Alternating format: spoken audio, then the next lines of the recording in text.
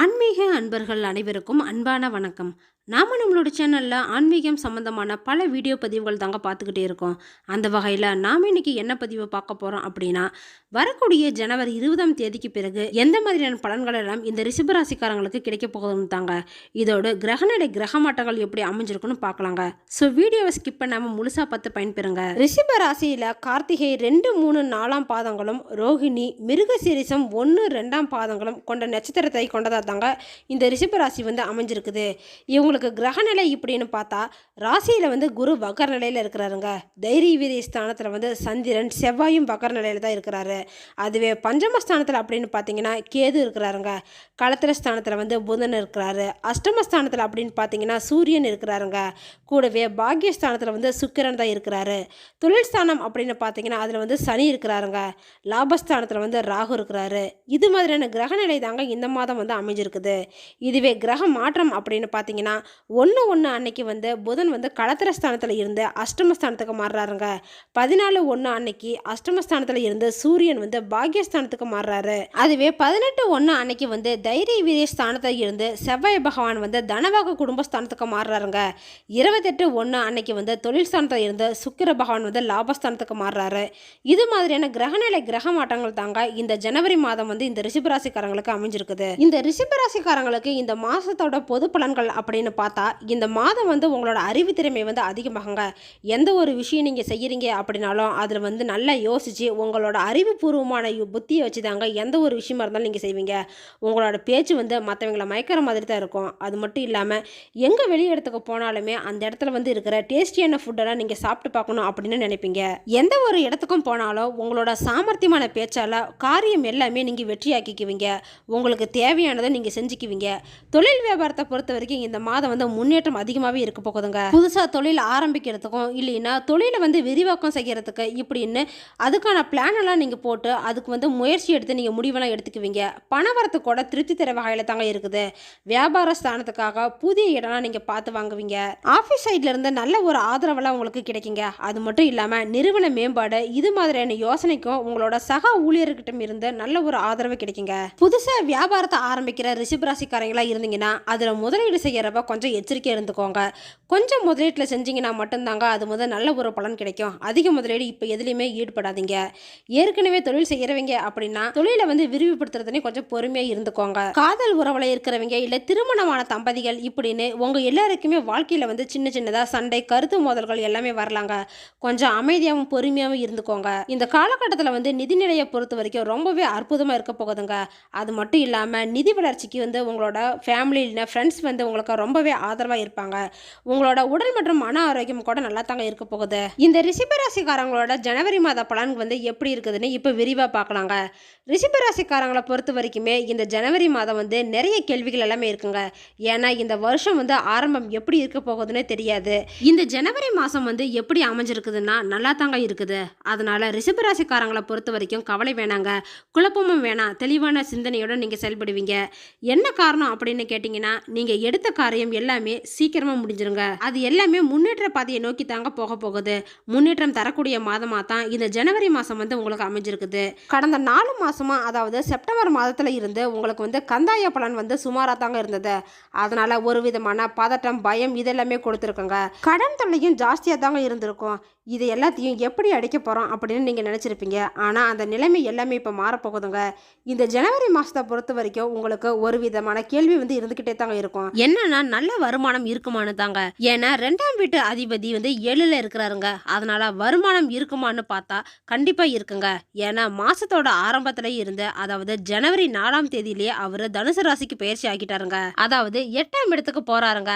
பொதுவாகவே புதன் 2, 4, 6, 8, 10 அப்படின்னு சொல்லக்கூடிய இரட்டைப்படை வீட்டுக்கு போறாருன்னா நலத்தை தாங்க ஏற்படுத்துவாரு. ஆனால் 12ஆம் வீட்டில் இருக்கக்கூடாது. ஆனால் அதே சமயத்தில் 11ஆம் இடத்துல இருந்தாலும் அவர் நல்லது தாங்க செய்வார். ஸோ இந்த 8ஆம் இடத்துக்கு அதாவது சூரியன் இருக்கக்கூடிய இடத்துக்கு இந்த புதன் பயிற்சி ஆகிறதுனால இந்த மாதம் வருமானத்துக்குன்னு எந்த ஒரு குறையுமே இல்லைங்க. பண ரீதியாக ரொம்பவே நல்லா தாங்க இருக்க போகுது. இது ஜனவரி 24ஆம் தேதி வரைக்கும் வருமானம் நல்லா தாங்க இருக்கும். அடுத்ததாக 9ஆம் இடத்துக்கு போகிற போறப்ப அந்த இடத்துல வந்து சூரியனோட சேர போறாருங்க. 9ஆம் இடம் வந்து பித்ருஸ்தானம் அப்படின்னு சொல்லுவாங்க. அந்த சூரியன் வந்து பித்ருக்காரகனா இருக்கிறதுனால இந்த மாதம் வந்து ஜனவரி 14ஆம் தேதியில இருந்து உங்களோட தந்தையோட ஆரோக்கியத்தை விஷயத்துல வந்து கவனம் செலுத்துங்க. கொஞ்சம் மருத்துவ செலவெல்லாம் ஏற்படலாங்க. ஏற்கனவே அம்மாவுக்கு மருத்துவ செலவுகளாக இருக்கும். ஏன்னா 4ஆம் இடத்துல வந்து சனி பார்க்கறதுனால இப்போ 9ஆம் இடத்துக்கு பித்ருஸ்தானத்துக்கு பித்ருக்காரகனே சூரியன் போறதுனாலையும் கொஞ்சம் மன வருத்தம், மனஸ்தாபம், தந்தையோட உடல் ஆரோக்கிய விஷயத்துல மருத்துவ செலவுகள் இது எல்லாமே ஏற்பட வாய்ப்பு இருக்குதுங்க. அடுத்தது வேலை விஷயத்தை பொறுத்த வரைக்கும் பார்த்தீங்கன்னா, இந்த ரிஷபராசிக்காரங்களுக்கு வந்து வேலை வாய்ப்பு, உத்தியோகம் இல்லைன்னா பிசினஸ் இதுல எல்லாம் பார்த்தீங்கன்னா 4ஆம் இடத்தை வந்து சனி பார்க்கறாருங்க. 4ஆம் இடம் அப்படிங்கிறது சுகஸ்தானங்க. அதனால உடலை வந்து வருத்திக்கிட்டு எல்லா வேலையுமே நீங்க செஞ்சு முடிப்பீங்க. புதுசு புதுசான விஷயங்கள் எல்லாத்தையும் கத்துக்குவீங்க. அதுக்கான வாய்ப்புகள் எல்லாமே அதிகமாவே இருக்குதுங்க. வேலையில உங்களோட உழைப்புக்கேத்த பலன் வந்து நிச்சயமா கிடைக்குங்க. திருமணத்தை பொறுத்த வரைக்கும் பார்த்தீங்கன்னா, இந்த ரிஷபராசிக்காரங்களுக்கு வந்து ராசியில பிறந்த ஆண் பிள்ளைகளா இருந்தீங்கன்னா திருமணம் ஆகுமா அப்படின்னும், பெண் பிள்ளைகளா இருக்கிறீங்க அப்படின்னா திருமணம் ஆகுமா அப்படின்னு நினைச்சுக்கிட்டு இருப்பீங்க. 7ல இருந்து குரு பார்க்கறாருங்க. அந்த 7ஆம் வீட்டு அதிபதியான செவ்வாய் வந்து இந்த மாசம் 21ஆம் தேதி வரைக்குமே வக்கரகதியில தாங்க மிதுன ராசிக்கு போறதுனால கொஞ்சம் வாக்குவாதம் எல்லாம் ஏற்படுங்க. நீங்க தான் கொஞ்சம் விட்டு கொடுத்து போகணும். இந்த ஜனவரி மாசம் வந்து ஆண்களா இருந்தாலும் சரி, பெண்களா இருந்தாலும் சரி, திருமண வயதுல இருக்கிறவங்களுக்கு திருமணத்துல வந்து இழுபறை நிலை தாங்க ஏற்படும். ஆனாலும் அந்த நிலைமை எல்லாமே கொஞ்சம் சரியாகிடுங்க. திருமணம் மட்டும் இல்லைங்க, ஃபினான்சியலாகவும் உங்களுக்கு பிரச்சனை இல்லை. ஆனா ஃபினான்சியலை காரணம் காட்டி எப்படியாவது வாக்குவாதம்லாம் வரலாங்க. ஏன்னா இந்த செவ்வாய் வந்து 2ஆம் இடத்துல வருதுங்க. ஸோ ரொம்பவே ஹீட்டட் ஆர்குமெண்ட் எல்லாமே இருக்குங்க. ஜனவரி 21ஆம் தேதிக்கு மேலே ஆர்குமெண்ட்டாக இருக்கும். இந்த மாதத்தில் வந்து ராசிநாதனான சுக்கிரன் வந்து 28ஆம் தேதி வந்து 10ஆம் இடத்துல இருந்து 11ஆம் இடத்துக்கு பயிற்சி ஆகிறாருங்க. அதனால் உங்களுக்கு என்ன பலன் அப்படின்னு பார்த்தா, பதவி உயர்வு கிடைக்குங்க, லாபம் கிடைக்கும், ப்ரமோஷன் இது எல்லாமே கொடுப்பாருங்க. 11ஆம் இடத்துல சுக்கிரன் உட்கார்ந்து லாபத்தை வந்து ஏற்படுத்துவாருங்க. பதவி, ப்ரமோஷன் இது எல்லாமே உங்களுக்கு கொடுக்க போகிறாரு. வியாபாரத்தை பொறுத்த வரைக்கும் இந்த ரிஷபராசிக்காரங்களுக்கு எப்படி இருக்கும் அப்படின்னு பார்த்தா, இந்த வியாபாரிகளுக்கு வந்து இது வரைக்குமே லாபம் இல்லாமலும் வருமானம் இல்லாமலும் இருந்திருக்குங்க. இப்போ அந்த நிலைமை எல்லாமே மாறப்போகுது. ஏன்னா சுக்கிரன் 11ஆம் இடத்துக்கு போறதும் 8ஆம் இடத்துக்கு புதன் போறதும் உங்களுக்கு வந்து அனுகூலத்தை ஏற்படுத்தி கொடுக்கக்கூடிய வகையில தாங்க இருக்குது. ஸோ பணப்புழக்கம் வந்து அதிகமாகிற வாய்ப்பு இருக்குதுங்க. அதாவது 2ஆம் இடத்துக்கு அதிபதியா இருக்கக்கூடிய புதன் வந்து 2ஆம் இடத்தையே பார்க்கறதுனால தனம், குடும்பம், வாக்குஸ்தானம், பேச்சையே தொழிலா வச்சிருக்கிறவங்க, வாக்கு சாதுரியம், வாக்கு வன்மை இது எல்லாமே உங்களுக்கு உண்டாக போகுதுங்க. அறிவு திறமையை பயன்படுத்தி எந்த ஒரு விஷயமா இருந்தாலும் அதில் வந்து நீங்கள் சாதிச்சு காட்டுவீங்க. அதனால் எதிரிகள் கூட உங்களுக்கு இந்த மாதம் வந்து அடங்கித்தாங்க இருப்பாங்க. அதனால் ரிஷபராசிக்காரங்களை பொறுத்த வரைக்கும் கடந்த 3 வருஷமாக ஏகப்பட்ட அலைச்சல், குழப்பம் இது எல்லாமே இருந்திருக்குங்க. இப்போ அடுத்த 3 வருஷம் வந்து உங்களுக்கு ரொம்பவே சிறப்பாக அமைய போகுதுங்க. வேலை செய்யறீங்க அப்படின்னா அது ரொம்பவே நல்லா இருக்கும். நார்மலாக நீங்கள் வந்து வேலைக்கு போகக்கூடிய எஃபெக்டை விட பலன் வந்து அதிகமாக இருக்க போகுதுங்க. இந்த ரிஷபராசிக்காரங்களுக்கு ஆரோக்கிய விஷயத்தை பொறுத்த வரைக்கும் பார்த்தீங்கன்னா கொஞ்சம் உடல் சோர்வெல்லாம் இருக்கலாங்க. வேலை காரணமாக தான். ஆனால் அது எல்லாமே பெரிய கெடுதல் எதுவுமே ஏற்படுத்தாதுங்க. ஆரோக்கிய விஷயத்துல பாதிப்பு இல்லைங்க. உங்களோட அம்மாவோட உடல்நிலையும் இப்போ கொஞ்சம் கொஞ்சமாக சரியாகத்தான் போகுது. உங்களோட அப்பாவோட உடல்நிலையில தாங்க மட்டும் கவனம் செலுத்துங்க.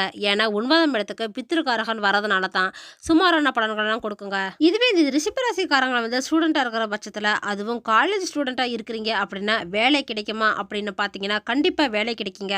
புதுசாக வேலைக்கு முயற்சி செய்கிறீங்க அப்படின்னாலும் வேலை கிடைக்கும். இல்லை கேம்பஸ் இன்டர்வியூவில் அட்டன் பண்ணுறீங்க அப்படின்னா அதில் கூட நீங்கள் செலக்ட் ஆகி வேலை கிடைக்கிற வாய்ப்பு வந்து இருக்குதுங்க. எந்த வகையில் நீங்கள் முயற்சி செஞ்சாலுமே உங்களுக்கு சாதகமான பலன்கள் தாங்க கிடைக்கும். யாருக்கிட்டையும் பேசுகிறப்ப கவனமாக இருந்துக்கோங்க. குறிப்பாக 7ஆம் இடம் வந்து கொஞ்சம் வீக்காக இருக்குங்க. 7ஆம் இடத்து அதிபதியான செவ்வாய் வந்து வக்கரமாக இருக்கிறாருங்க. அதாவது 21ஆம் தேதி வரைக்குமே நீச்சஸ்தானத்தில் இருக்கிறாரு. 21ஆம் தேதிக்கு மேலே 2ஆம் இடத்துல போகிறாருங்க. அதனால் தேவையில்லாத ஆர்குமெண்ட் விஷயத்துலலாம் தலையிடாதீங்க.